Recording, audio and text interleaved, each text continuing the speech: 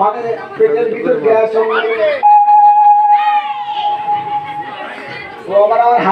হাতের কাছে হাতুড়ি আগি দিয়েছে রাজা মশার পানি করাচ্ছে। এখন রাজা মশার মানে পেট খারাপ শুরু হয়ে গিয়েছে। তা ইতিমধ্যে শ্বশুর বাড়ি যেতে যেতে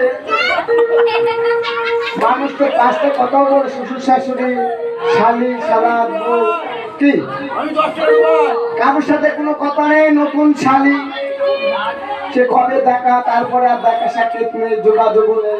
তাই তো মা শ্বশুর বাড়ি গিয়েছে, শালির সামনে কি বলতে, শালি এক বদলা জল দিয়ে তোমার জন্য খাইতে। শালি মনে মনে ভাবছে জামাই বাবু তো অনেকদিন আসে না, একটু এইসব তো চালাকি করবে, এই সবচে একটু জামাই বাবুর সাথে একটু চালাকি করিনি, রসিকতা করিনি। ওই শালি কি করেছে, আগেকার দিনে সব ওই বদমানি মাঠে ঘাটে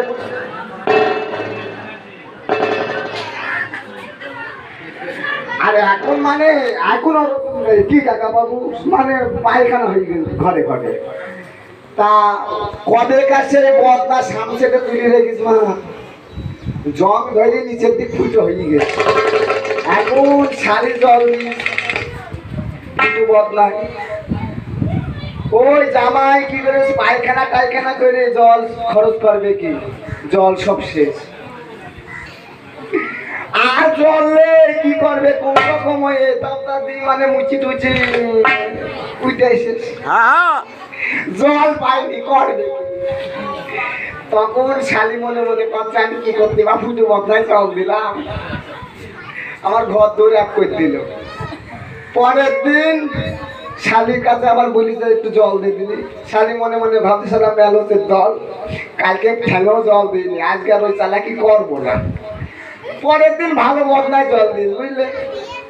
পরের দিন মনে মনে ভাবছে শালি আজকে তুই কিভাবে ঠকাই দেখে নেবো। ও মা আগের দিন পায়খানা করে জল খরচ করতে পারিনি, পরের দিন কি করে পায়খানা করার আগে ভালো করে জল টল খরচ করে বসি পায়খানা করতে। আর পায়খানা টায়খানা করে দিবি জলে জল মালিক তুমি যা করলে, তোমার বাসর ঘরে শিল্প নেই কিছু নেই, ও শোনা তোমার ছেলে তো এমনি মারা যাবে কি।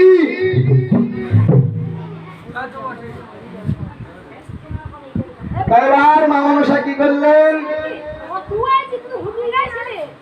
বিশ্বকর্মাকে ডাক দিলেন, বললেন বিশ্বকর্মা কোথায় আছো, একবার আমার কথা ধরো, লোহাময় বাসর ঘরে এসে একবার একটু ছিদ্র করে দাও।